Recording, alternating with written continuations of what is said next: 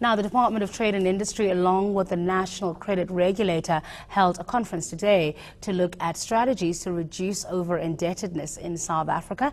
To talk to us about some of the outcomes of the conference, I'm joined in studio by Dr. Ria Nonyana, who is Chief Director for Legislative Drafting at the DTI. Thank you so much for making the time today.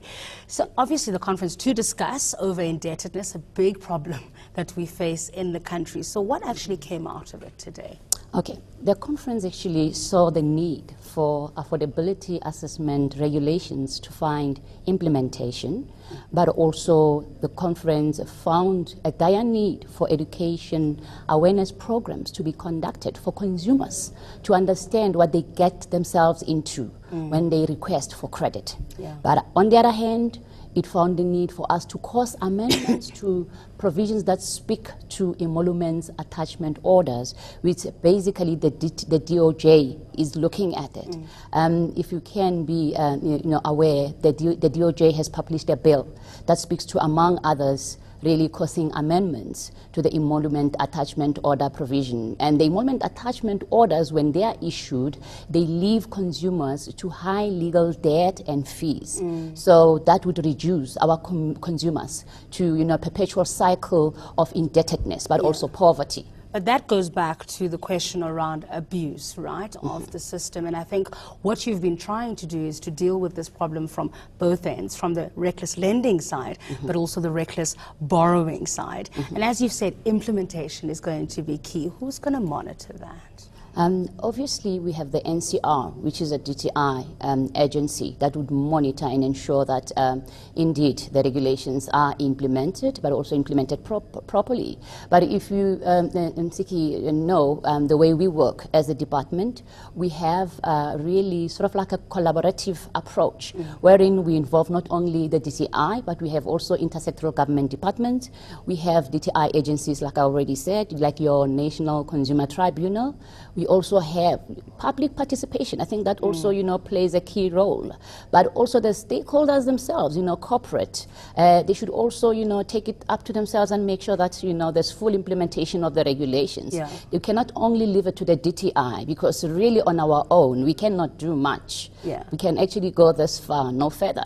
And particularly on the education awareness side of things, do you see space there to work with the private sector to drive that?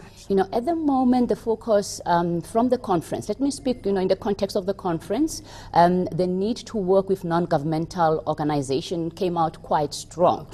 We should always be aware that the non-governmental organizations, basically, they are the ones that are at the ebb of the concerns of our communities. So if we leave that role to them to say, conduct, education awareness programs, obviously that will yield to good results, because we are talking to people who have experience and they've always been working with communities, but also NCR, will be doing a bit of that work, and the DTI as well. So it basically speaking about collaborative work, like a team effort, if you like. Do you think that on the legislation side we've tightened up everything, or is that something that's going to be an ongoing look at what's working and what's not? Allow me to say this, but also to appreciate the fact that South Africa generally has been, but also still is, shaped by discriminatory laws and policies. So what the DTI is doing is to try and reverse legacies of the past, right? But also on the other hand, trying to deal with issues that are core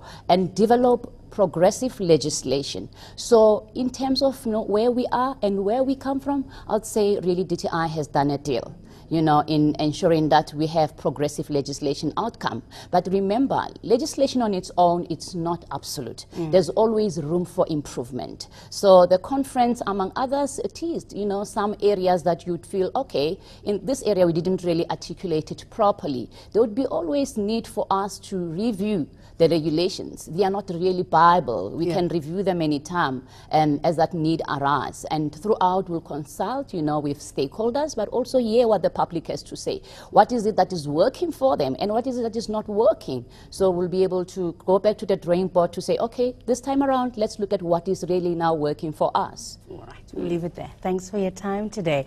Dr. Ria Nonyana is Chief Director for Legislative Drafting at the DTI.